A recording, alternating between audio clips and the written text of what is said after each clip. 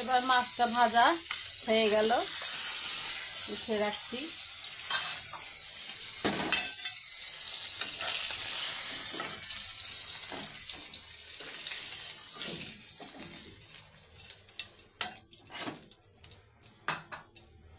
এরপরে পটলটা মাখিয়ে রেখেছিলাম, সেগুলি ভেজে নিব।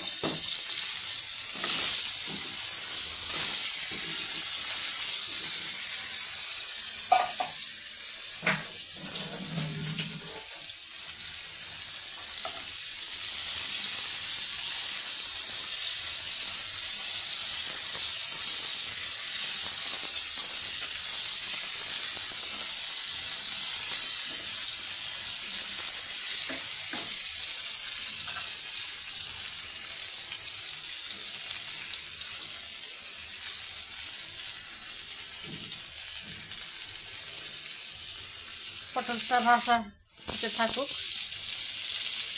ফিরে আসছি আরও 2 মিনিট পরে। ফিরে এলাম।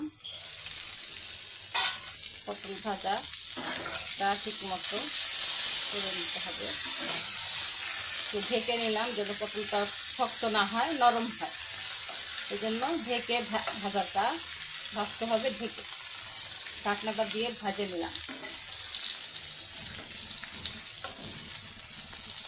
যাতে পটলটা শক্ত হবে না,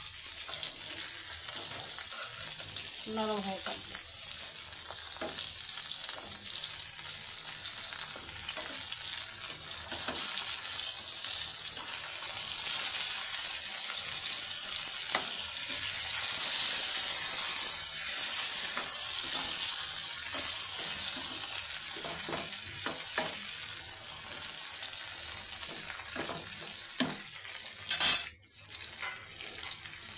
এবার আবার 2 মিনিটের জন্য ঢেকে দিলাম। ফিরে এলাম 2 মিনিট পরে। পটল ভাজাটা আমার হয়ে গেছে। আর পটল ভাজাটা উঠিয়ে নিব।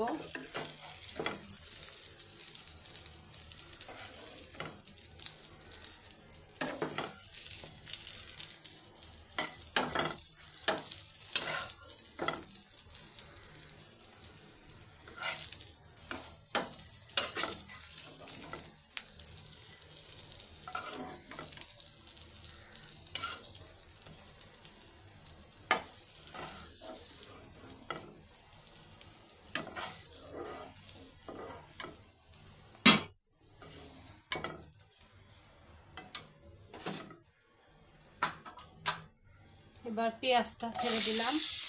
পেঁয়াজটা একটু মোটা মোটা করে কেটে নিতে হয়, এটা পেঁয়াজের জন্য।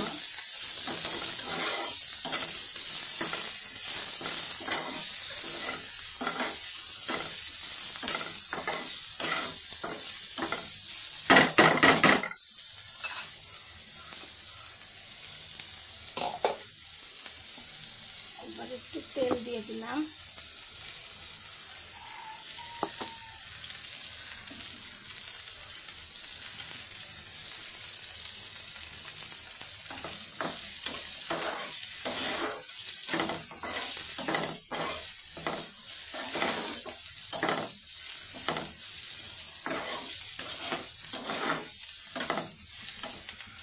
যেহেতু এটা দো পেঁয়াজা, সেই হিসাবে পেঁয়াজটা একটু বেশি দিতে হয়। এবার এটাকে একটু ঢেকে দিব। ফিরে আসছি 1 মিনিট পরে। ফিরে এলাম 1 মিনিট পরে। পেঁয়াজটা একটু নরম হয়ে গেছে।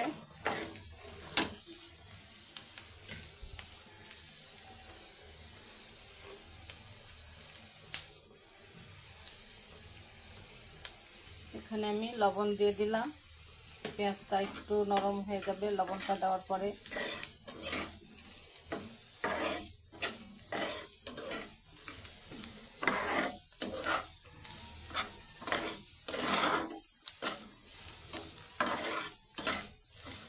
জালটা কিন্তু খুব ধিমে আঁচে রাখতে হবে। যখন পেঁয়াজটা ভাজা হবে তখন ভাজতে থাকবেন, তখন থাকবেন।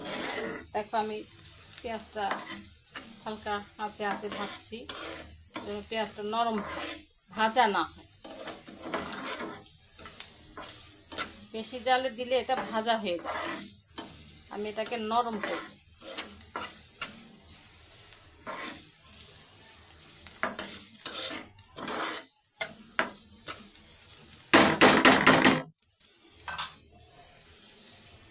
এবার হলুদ দিব,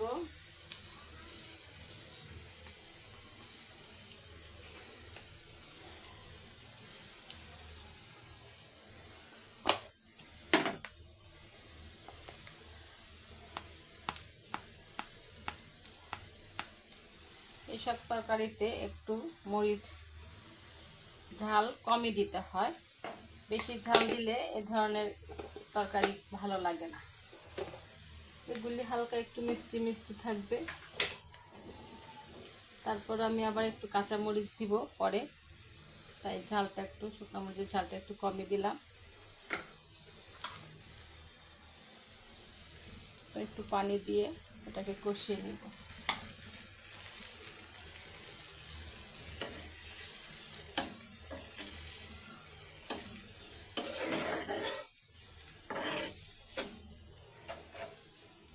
এবার একটু জাল বাড়িয়ে দিব।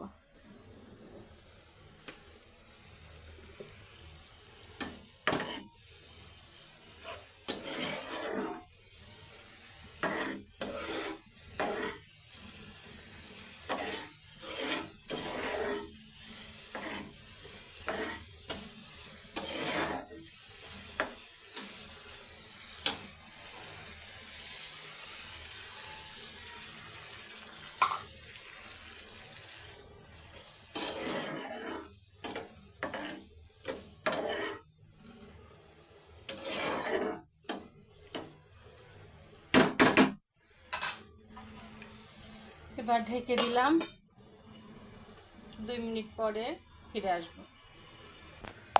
2 মিনিট পরে ফিরে এলাম। দেখো মশলাটা কষিয়ে নিচ্ছি।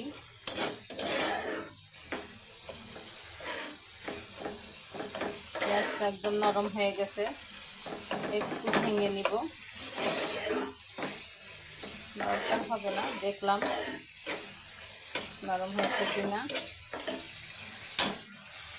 এবার আমি পটলগুলোকে দিয়ে দিব।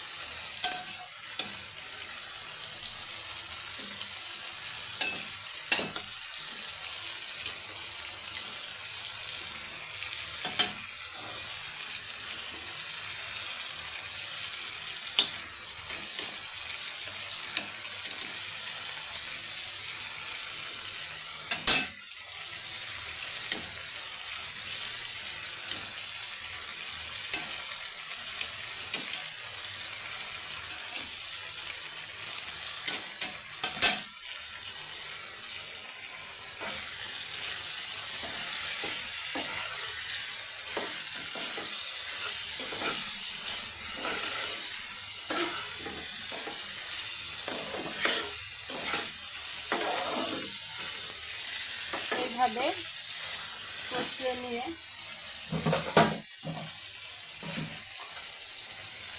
একটু সামান্য পানি দিচ্ছি, যেটা একদম শুকিয়ে গেছে, একটু কষিয়ে নেব কিন্তু।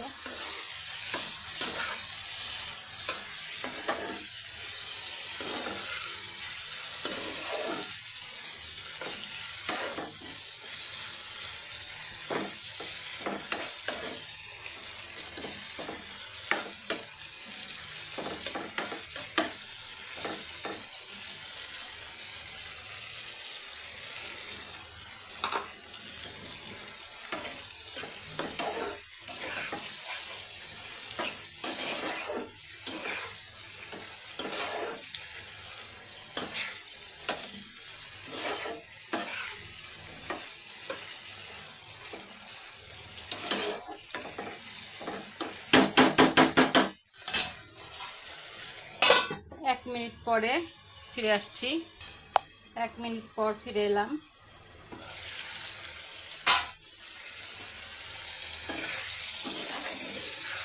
ঝোলটা শুকিয়ে গেছে। এবার আমি পানি দিয়ে দিব সিদ্ধ হওয়ার জন্য। যে পরিমাণ দরকার ঠিক সেই পরিমাণ পানি দিয়ে দিব।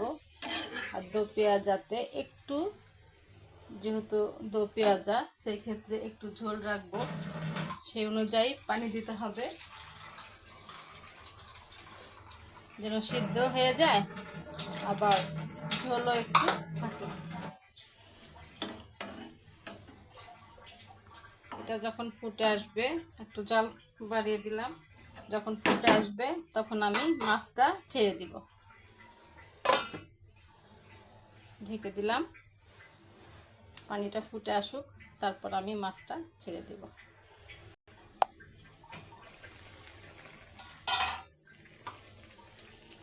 পানিটা ফুটে উঠেছে, তাই আমি এখন এর মধ্যে মাছটা ছেড়ে দিব।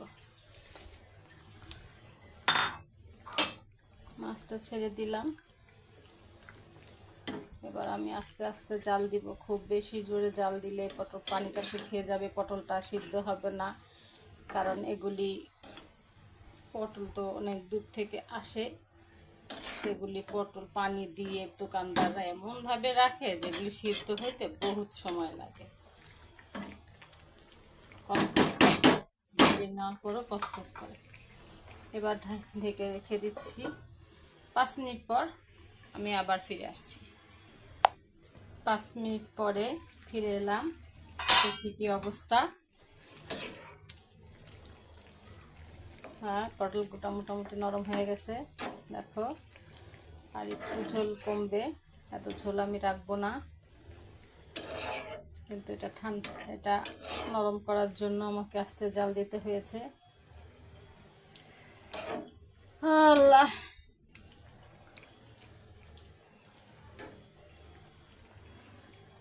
পেটটা কেন জানি ব্যথা করতেছে।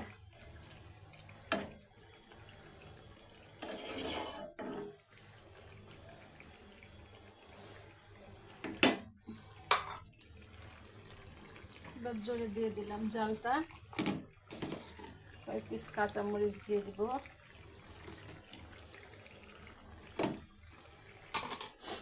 একটু জিরা ফাঁকি দিব।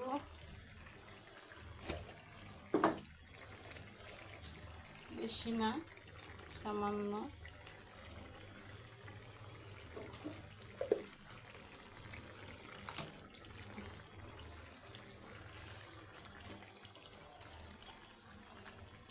এবার জালটা একটু জোরে দিয়ে দিব যেন তাড়াতাড়ি হয়, যেহেতু পটলটা আমার সব ঠিকঠাক মতন হয়ে গেছে। এখন আর আমার এত বেশিক্ষণ জাল দিব না, হয়ে গেছে সব। লবণটা চেক করে একটু দেখবো, তারপরে লবণটা চেক করে দেখে নামানোর আগে তোমাদেরকে দেখাচ্ছি। আবার বন্ধুরা, একটু লবণ দিলাম, লবণ চেক করে দেখলাম একটু লবণ লাগবে, হ্যাঁ লবণ দিয়ে দিয়েছি। আমার রান্না শেষ। দেখো তোমরা, এই তরকারিটা ভীষণ মজা লাগে, আমার তো অনেক প্রিয়। এই তরকারিটা একটু মিষ্টি মিষ্টিও লাগে, খুবই ভালো লাগে। তোমরা খেয়ে দেখো, যদি ভালো লাগে রান্না করে খেয়ে আমাকে কমেন্ট করো। বাই।